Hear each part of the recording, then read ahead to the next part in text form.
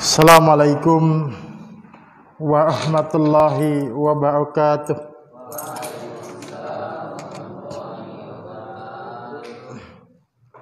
Innal hamdalillah nahmaduhu wa nasta'inuhu wa nastaghfiruh wa na'udzu billahi min syururi anfusina wa min sayyiati a'malina. May yahdihillahu fala mudhillalah wa may yudlil fala hadiyalah. Asyhadu an la ilaha illallah wahdahu la syarikalah wa asyhadu anna Muhammadan abduhu wa rasuluhu la nabiyya ba'dah. Allahumma salli wa sallim ala nabiyyina Muhammadin wa ala alihi wa ashabihi wa man tabi'ahum bi ihsanin ila yaumiddin, amma ba'du. Alhamdulillah, jamaah yang dimuliakan oleh Allah Subhanahu wa taala, kembali tiada bosan dan jemunya kita untuk senantiasa bersyukur atas limpahan nikmat, limpahan karunia yang Allah Subhanahu wa taala limpahkan kepada kita. Salawat dan salam semoga senantiasa dilimpah curahkan kepada Nabi kita, Nabi Muhammad sallallahu alaihi wasallam, keluarga, sahabat dan pengikut-pengikut beliau,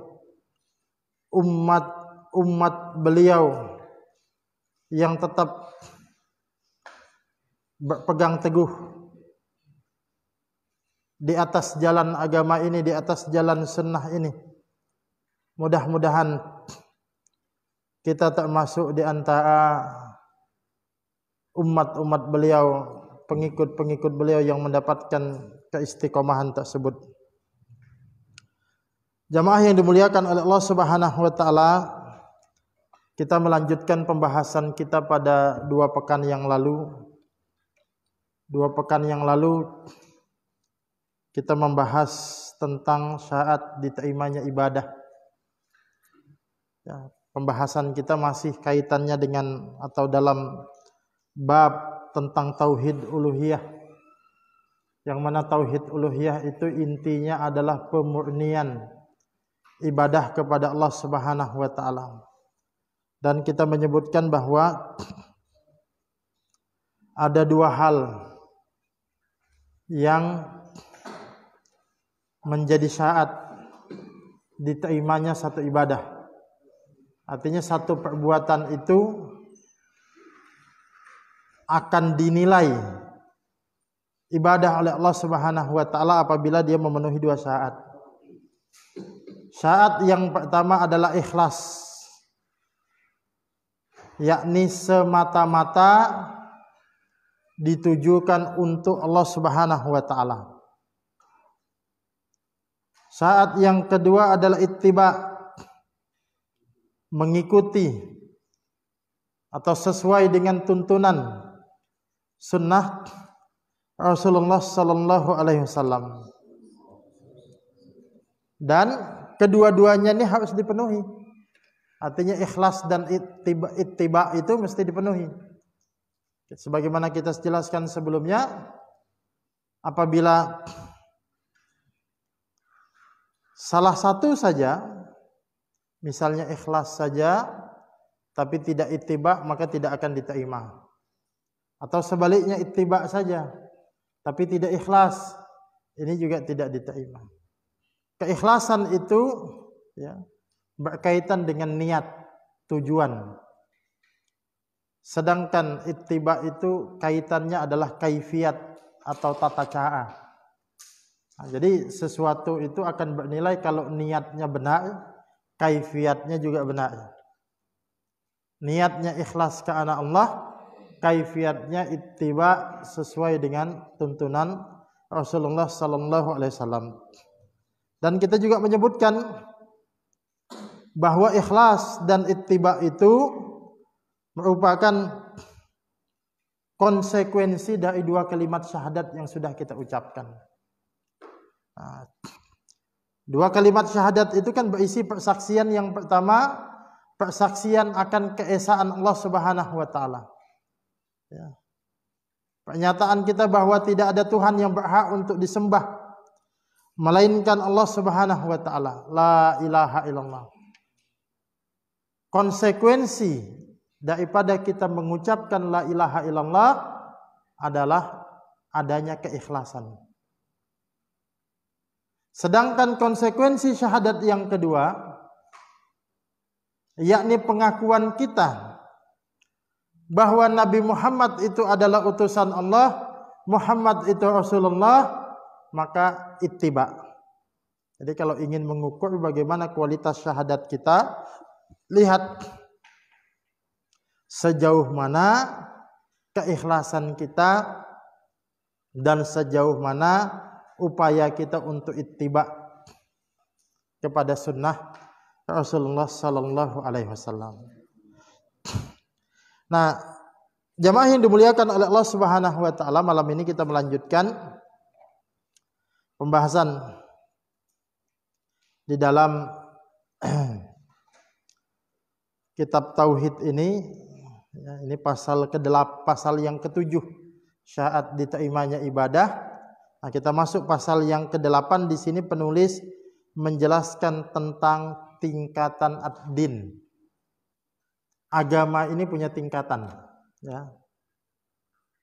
Artinya nanti kita akan jelaskan lebih detail. Ada yang beragama dia muslim, tapi mungkin masih suka bermaksiat. Ini tingkatan yang paling bawah. Ya. Artinya dia bukan orang kafir, dia Islam. Tapi ada yang lebih tinggi lagi di atasnya, yakni dia patuh kepada Allah Subhanahu wa taala. Nah, itu ada tingkatan-tingkatannya nanti. Sebelum menjelaskan tentang tingkatan ad-din itu, penulis di sini menjelaskan dulu tentang makna ad-din itu. Ya. Ad-din kalau kita terjemahkan ke dalam bahasa Indonesia, ad-din itu adalah agama. Ya. Walaupun terkadang kalau kita tidak coba menggali maknanya, nanti kita akan kesulitan memahami agama itu apa sih. Kalau yang dimaksud agama itu hanyalah sebatas hubungan ritual antara seorang hamba dengan Tuhannya, maka itu tidak cukup kata agama itu untuk mewakili kata ad-din. Jadi boleh kita menterjemahkan din itu sebagai agama, tapi agama yang dimaksud di sini bukan sebatas hubungan ritual antara hamba dengan Tuhannya, tapi agama di sini lebih kepada nizamul hayah, sistem kehidupan. Ya, nanti kita akan bahas lebih jauh. Nah, ad-din adalah ketaatan. Nah, di sini dijelaskan makna ad-din itu maknanya adalah ketaatan.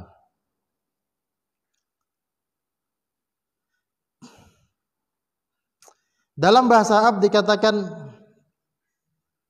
ya, atau dia berasal dari bahasa Arab dana yadinu, dinan. Jadi kalau ada ungkapan dalam bahasa Arab dikatakan dana lahu, maksudnya adalah ata'ahu. Ya.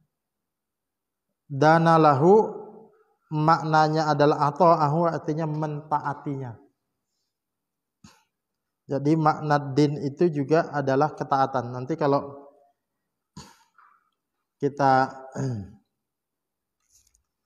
kaitkan misalnya di dalam Al-Quran itu ada di dalam surah An-Nahl, ya, ayat 52, ya, surah ke-16 ayat ke-52. Yang punya mushaf boleh buka mushafnya.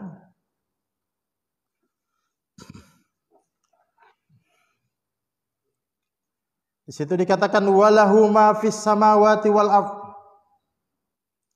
dan kepunyaannya lah segala apa yang ada di langit dan ada di bumi. Ya. Walahud dinu wasibah, dan untuknya lah ketaatan itu selama-lamanya. Jadi kalimat walahud din, walahu ad-din, dan untuknya lah din. Din yang dimaksud di situ adalah ketaatan. Jadi makna din yang diambil di sini, dijelaskan di dalam kitab tauhid ini adalah ketaatan. Apa hikmah yang bisa kita petik? Ya, seseorang yang beragama itu harusnya menunjukkan sikap taat. Makanya aneh kalau ada orang beragama tapi tidak mau taat. Kalau kita buka di dalam kamus, ya, nanti kata din yang katanya dana yadinu tadi, ini melahirkan satu kata yang lain, yakni hutang.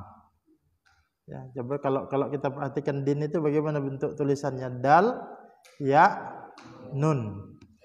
Nah, kalau hutang bagaimana? Dain, sama kan? Dal, ya, dan nun. Hutang. Lalu pertanyaannya, apa hubungannya agama dengan hutang itu? Nah, kalau nanti di sini ada kamus yang paling ini ya, standar lah, Al-Munawwiyah itu silakan dibuka. Nah, dalam kamus Al-Munawwiyah disebutkan bahwa ad-din berasal dari bahasa Arab yang merupakan bentukan masdar dari kata kerja dana yadinu. Menurut bahasa Arab, arti asalnya adalah hutang atau memberi pinjaman.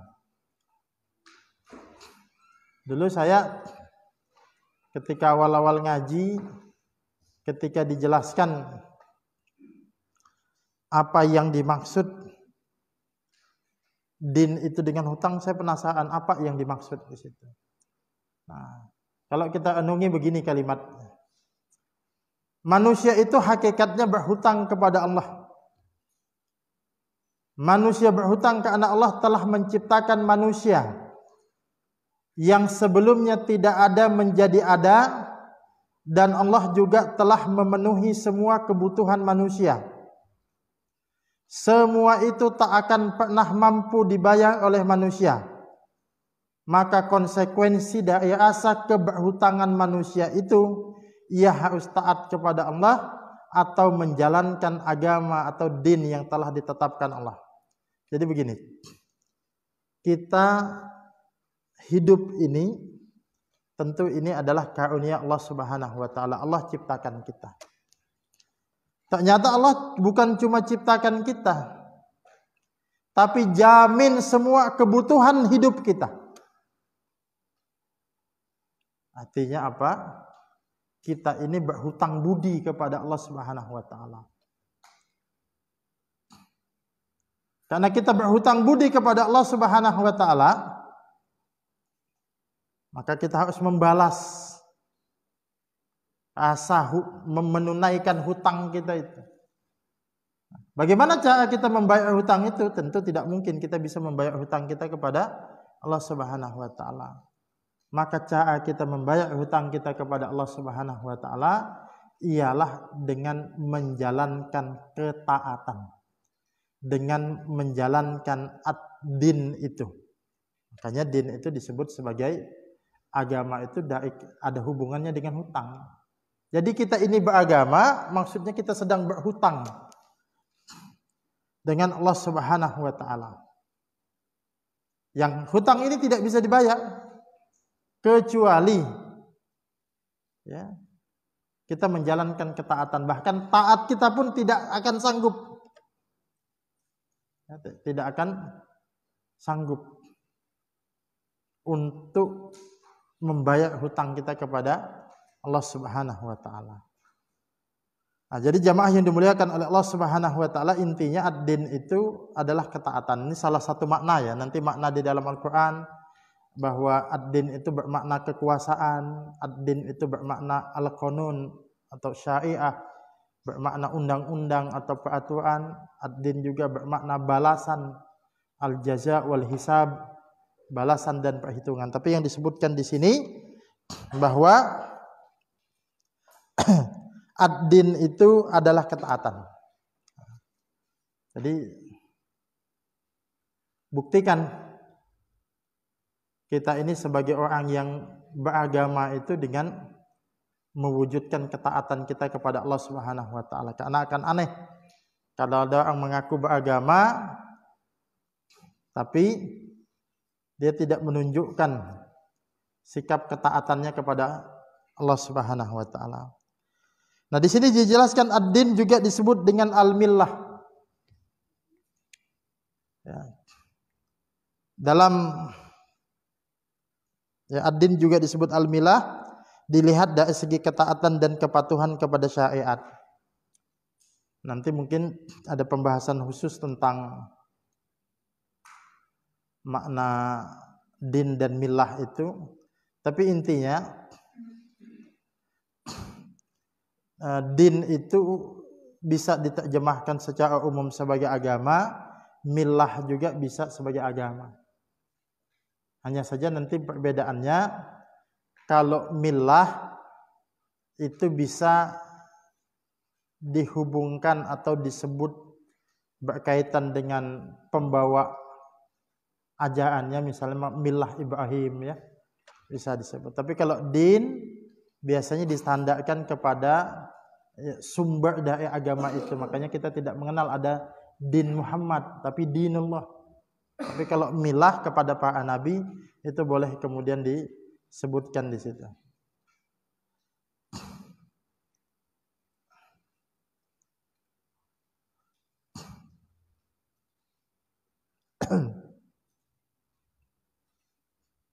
Nah, di sini juga ada penjelasan yang dulu pernah saya tulis ya. Hubungan agama sebagai ketaatan dan hutang. Agama adalah satu ketaatan yang harus ditunaikan oleh manusia, dan mengabaikannya akan berarti hutang yang akan tetap dituntut untuk ditunaikan, serta akan mendapatkan hukuman balasan jika tidak ditunaikan. Ya. Jadi agama adalah satu ketaatan yang harus ditunaikan oleh manusia. Sebagaimana kita punya hutang, hutang itu harus dibayar. Agama ini hutang, ketaatan itu harus ditunaikan. Ya. Nah, mengabaikan hutang itu akan ada konsekuensi, akan dituntut. Begitu juga mengabaikan agama, tidak mau taat kepada agama juga akan dituntut, bahkan dituntut sampai hari akhirat nanti. Akan mendapatkan hukuman atau balasan jika tidak ditunaikan.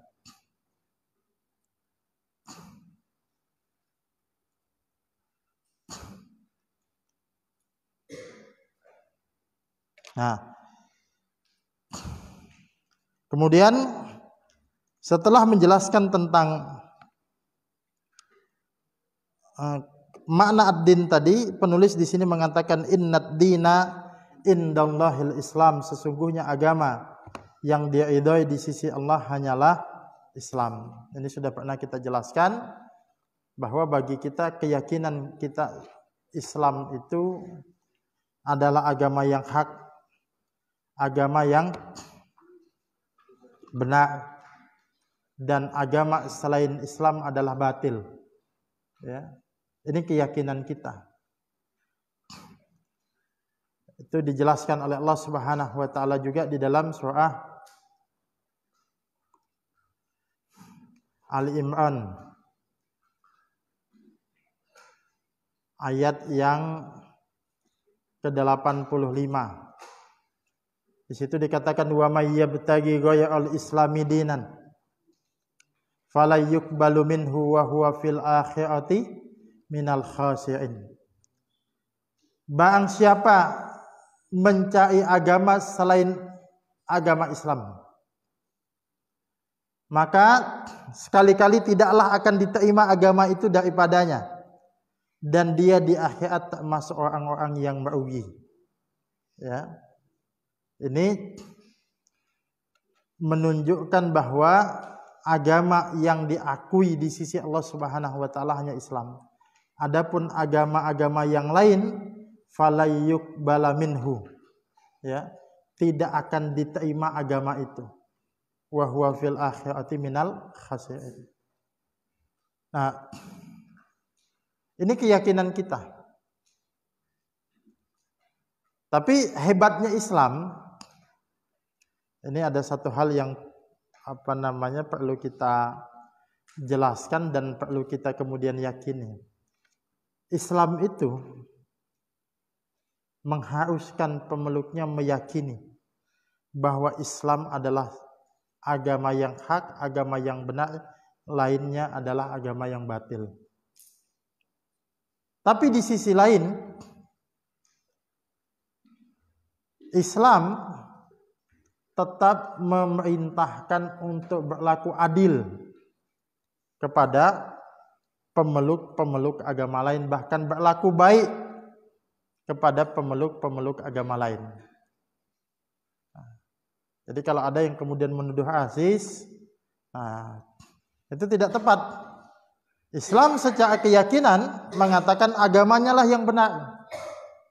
Tapi bagaimana memperlakukan orang di luar Islam, Islam tetap menjunjung prinsip keadilan. Makanya kita tidak pernah melihat atau mendapatkan kemudian cerita satu saja Nabi itu berlaku tidak adil kepada orang di luar Islam. Ya. Bahkan kemudian sangat memperhatikan bagaimana hak sosial mereka yang bukan Muslim itu. Makanya saya sering mengatakan bahwa Islamlah yang sebenarnya layak untuk memimpin manusia.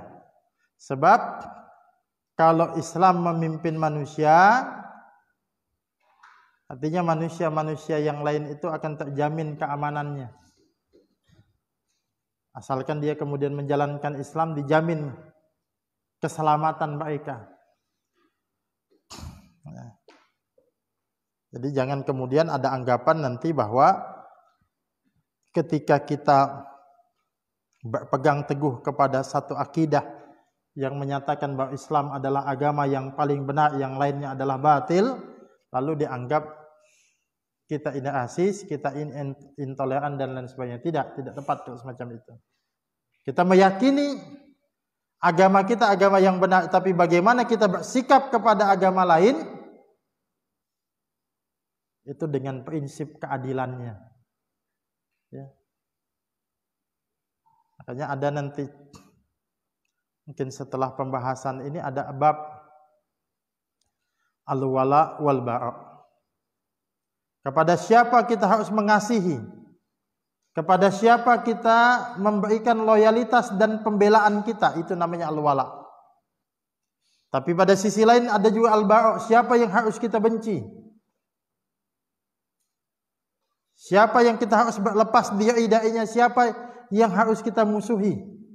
Tapi ingat, sekalipun Islam itu mengajarkan bagaimana cara membenci dan cara memusuhi kebatilan, Islam tetap menjunjung yang namanya keadilan.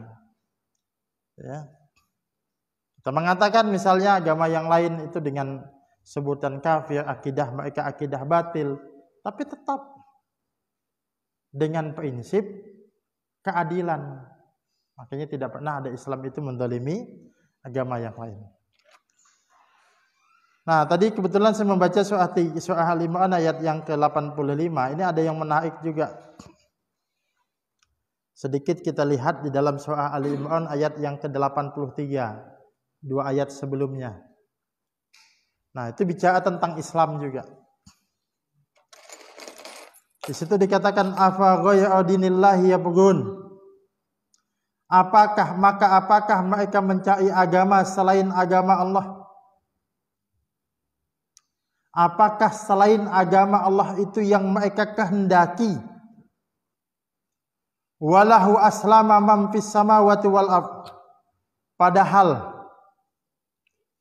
ya, walahu aslama, kepadanya lah aslama, telah Islam, telah tunduk, man fis samawati wal ard, apa-apa yang ada di langit dan apa-apa yang ada di bumi. Tau'aw wa karha, ya, suka maupun terpaksa. Wa ilaihi yurja'un, dan kepadanya lah, ya, kepada Allah lah mereka semua akan dikembalikan. Jamaah yang dimuliakan oleh Allah Subhanahu wa taala, menarik di sini. Allah ini mengajak, memulai dengan kalimat tanya. Apakah selain agama Allah yang mereka kehendaki? Kalau kita sederhanakan lagi kalimatnya, kalian itu masih mau cari agama lain kah? Apakah kalian itu mau cari sistem hidup yang lain? Padahal alam semesta ini saja, apa yang ada di langit dan apa yang ada di bumi ini, itu Islam, berserah diri, tunduk, patuh kepada Allah Subhanahu wa taala. Nah, jadi kalau kita bicara begini ya, saya sedikit kemudian menyederhanakan. Kalau di awal soal Fatihah kan alhamdulillah ya rabbil alamin. Segala puji bagi Allah Tuhan penguasa semesta alam. Kalau di surah yang terakhir, surah An-Nas, qul a'udzu birabbin nas, katakanlah bahwa aku berlindung kepada Allah Tuhan manusia. Jadi di sini ada alam, ada manusia. Nah, jadi Allah Subhanahu wa taala itu sudah menetapkan hukum, sudah menetapkan aturan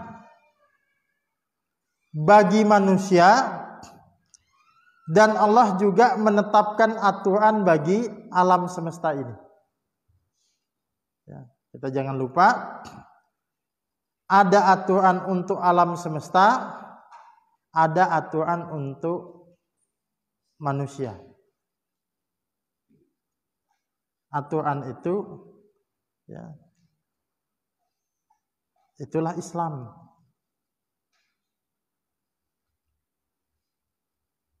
Aturan yang mengatur manusia itu disebut Islam.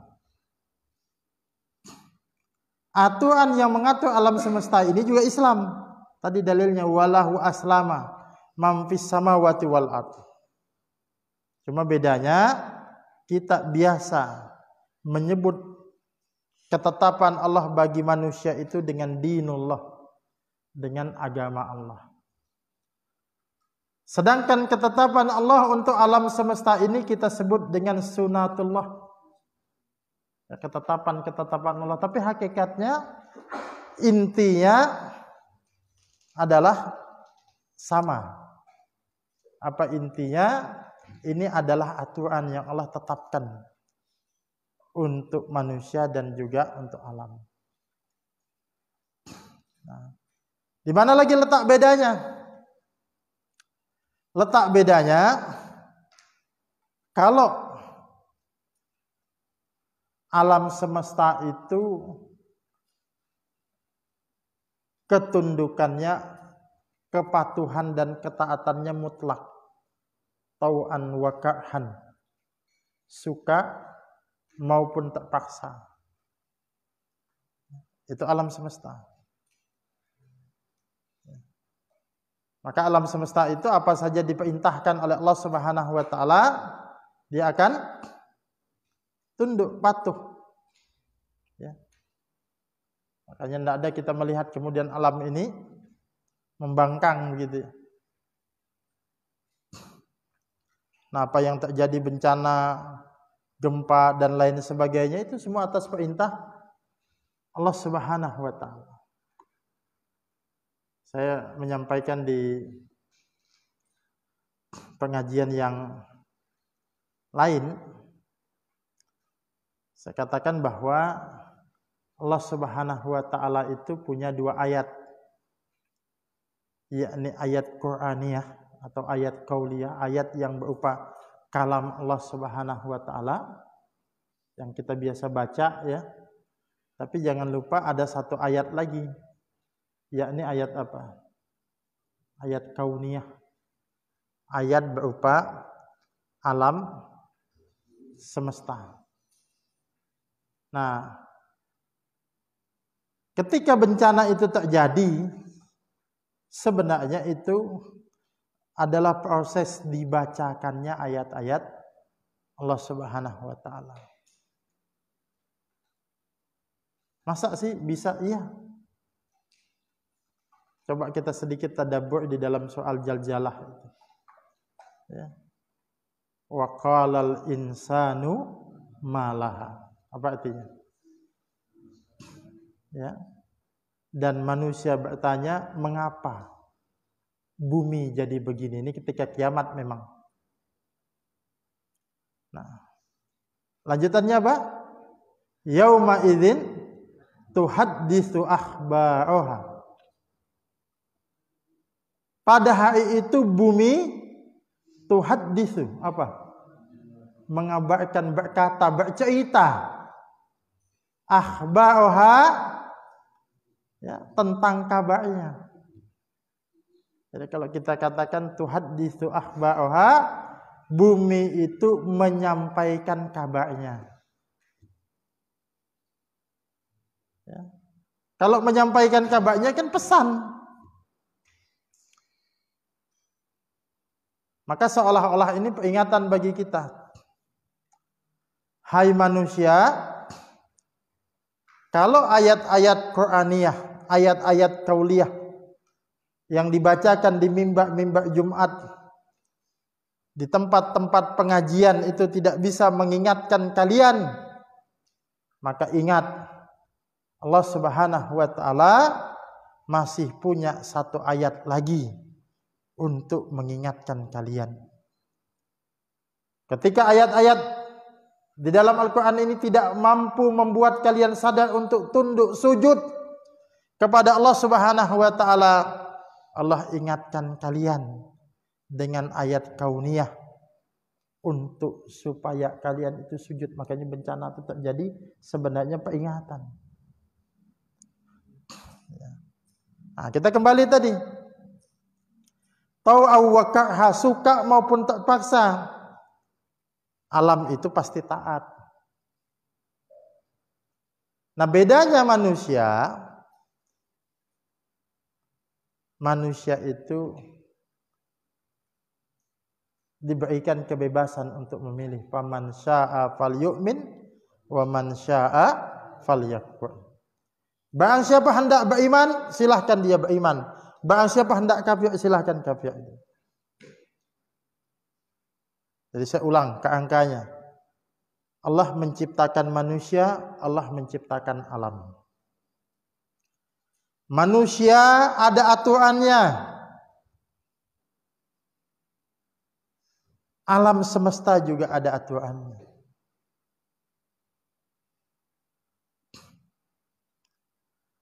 Aturan untuk manusia itu disebut dengan dinullah, agamanya Allah. Aturan untuk alam semesta itu disebut dengan sunatullah. Kalau alam semesta semuanya Islam, walahu aslama man fis samawati wal ard. Kepadanya lah aslama, telah Islam, man fis samawati wal ard. Beriman semua alam semesta ini. Tapi manusia, faman syaa'a falyu'min wa man syaa'a falyakfur. Yang mau beriman silahkan beriman, yang mau kafir silahkan kafir. Diberikan kebebasan untuk memilih. Nah, cuman kebebasan yang diberikan Allah Subhanahu wa taala kepada manusia itu bukan tanpa konsekuensi. Ini yang kemudian mesti diingat. Kalau kita sering mengatakan begini, kalau seandainya manusia alam semesta ini tidak beredar pada garis edarnya, maka pasti terjadi kekacauan dan kehancuran alam semesta. Kita kan sering bilang begitu, teorinya begitu. Tapi pada faktanya alam semesta pasti beredar pada garis edarnya. Tapi hukumnya begitu, seandainya tidak beredar pada garis edarnya terjadi kekacauan. Maka harusnya kalimat yang sama, bahkan kalimat itu lebih relevan untuk manusia. Seandainya manusia itu tidak beredar pada garis edarnya, terjadilah kekacauan. Nah, apa yang menjadi sebab kekacauan hari ini? Itu karena manusia tidak beredar pada garis edarnya. Makanya tak jadi tabrakan, tak jadi kekacauan. Nah, termasuk di antaranya bencana-bencana ini tak jadi sumbangsih manusia yang tidak mau beredar pada garis edarnya. Makanya saya berkali-kali kemudian di dalam beberapa kesempatan mengingatkan ini muhasabah kita.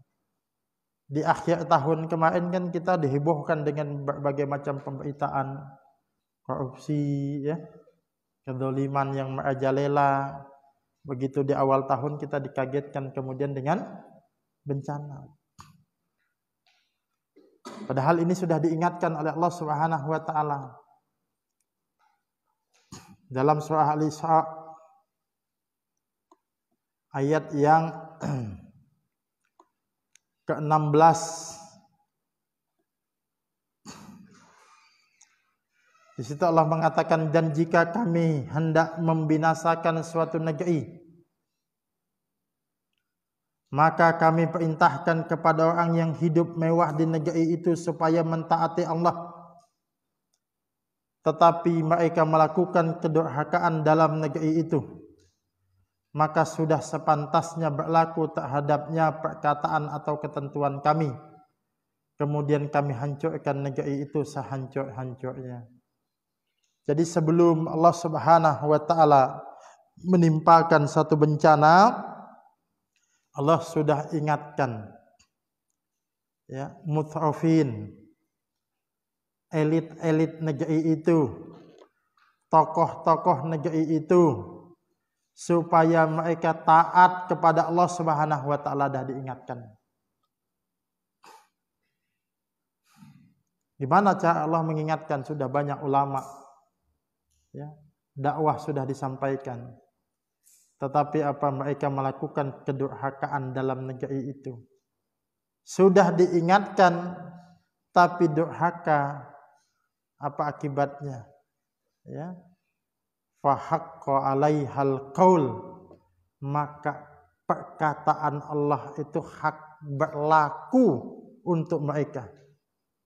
Fadammarnaha tadmira, dan kami siksa mereka, kami hancurkan negeri itu sehancur-hancur. Nah, maka kalau kemudian ingin kembali baik kehidupan kita, ya kembali tadi kepada Islam tadi. Beredar pada garis edarnya, ya. Nah, itu jemaah yang dimuliakan oleh Allah Subhanahu wa taala. Nah, kita kembali, ya. Nah, poin yang ingin saya sampaikan tadi bahwa Islam itu sebagai dinullah dan Islam juga sebagai sunatullah, ya. Nah, Islam sebagai dinullah, sebagai agama Allah Subhanahu wa taala, itu yang berlaku untuk kita manusia. Sedangkan Islam sebagai sunatullah itu ketetapan Allah yang berlaku untuk alam semesta ini. Makanya harusnya kita malu kepada, ya, binatang-binatang melata. Kan kalau di dalam ayat juga burung-burung, ya, binatang-binatang melata itu sebenarnya bertasbih kepada Allah Subhanahu wa taala. Cuma kita tidak tahu bagaimana bentuk tasbihnya mereka. Kalau alam semesta saja walahu aslama man fis samawati wal ard, alam semesta ini saja taat, patuh, mestinya kita manusia yang mengaku sebagai makhluk terbaik. Laqad khalaqnal insana fi ahsani taqwim.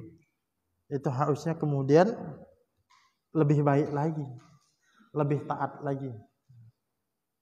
Nah, dan kita kaitkan dengan apa yang kita jelaskan di awal tadi, jamaah yang dimuliakan oleh Allah Subhanahu wa taala, inti daripada keislaman itu ialah ketaatan. Ya. Makanya al-Islam itu maknanya al-istislam wal inqiyad. Berserah diri dan tunduk patuh kepada Allah Subhanahu wa taala. Kalau Syekh Muhammad bin Abdul Wahhab menjelaskan, fa idza qila laka ma dinuka, apabila ditanya kepadamu apa agamamu, fakul, maka katakanlah dinil Islam, agamaku adalah Islam. Apa Islam itu? Wa huwa al-istislamu lillahi bitauhid. Islam itu adalah berserah diri kepada Allah dengan tauhid. Jadi kalau kita muslim, ya kita berserah diri kepada Allah dengan menjalankan tauhid. Tidak ada ceritanya orang Islam tapi tidak bertauhid, karena tauhid itu merupakan syarat mutlak keislaman seseorang. Wal inqiyadu lahu bitta'ah, dan tunduk kepada Allah Subhanahu wa taala dengan menjalankan ketaatan. Wa bara'atum minasyirki wa ahlihi, dan berlepas diri dari berbagai macam kesyirikan dan para pelakunya. Mudah-mudahan kita bisa mewujudkan ketaatan keislaman kita, menjadikan Islam itu sebagai din, sebagai aturan hidup bagi kita. Ya. Nah, itu poinnya ya. Poinnya mungkin malam ini kalau ada kesimpulan apa, Islam sebagai dinullah dan Islam sebagai sunatullah. Ya. Mudah-mudahan ada manfaatnya. Kita tutup dengan doa penutup majelis. Subhanakallahumma wa bihamdika asyhadu an la ilaha illa anta astaghfiruka wa atubu ilaik. Assalamualaikum warahmatullahi wabarakatuh. Bergabunglah bersama gerakan Infak Peduli Dakwah. Hanya dengan mendonasikan dana Anda sebesar Rp50.000 setiap bulan, berarti Anda telah membantu syiar dakwah Islam hingga ke berbagai wilayah pedalaman Kalimantan Timur. Karena dakwah tak harus ceramah. Kirim SMS atau WA Anda, ketik GIB dakwah, kirim ke 0811 586 1331.